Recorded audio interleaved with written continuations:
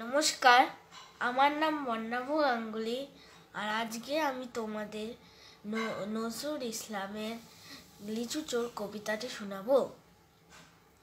বাবুদের ডাল পুকুরে, হাবুদের ডাল কুকুরে, সে কি বাস করলে তারা? বলি থাম একটু দাঁড়া। পুকুরের ওই কাছে না লিচুর এক গাছ আছে না, ও থানা আসতে গিয়ে বড় এক কাস্তে নিয়ে গাছ গিয়ে যে চড়েছি, ছোট এক ডাল ধরেছি।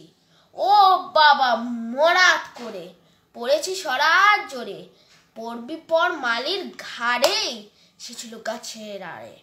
বেটা ভাই বড় নচ্ছার, দুমা দুম গোতা ধুচ্ছার, দিলে খুব কিলো ঘুষি, একদম জোরসে ঠুসি। আমিও বাগিয়ে থাপড়, দে হাওয়া চাগিয়ে কাপড়, লাফিয়ে ডিংলু দেওয়াল, দেখি এক পিঠ। আরে ধ্যাত, শিয়াল কোথা ভেলোটা দাঁড়িয়ে হতা, দেখে যে আটকে ওটা, কুকুরেও ঝুললে ছোটা।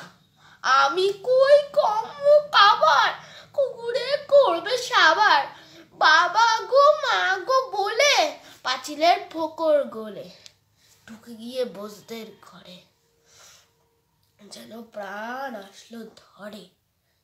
যাব ফের কানমুলি ভাই, চুরিতে আজ যদি যাই, তবে মোর নামই মিছা, কুকুরের চামড়া খিচা।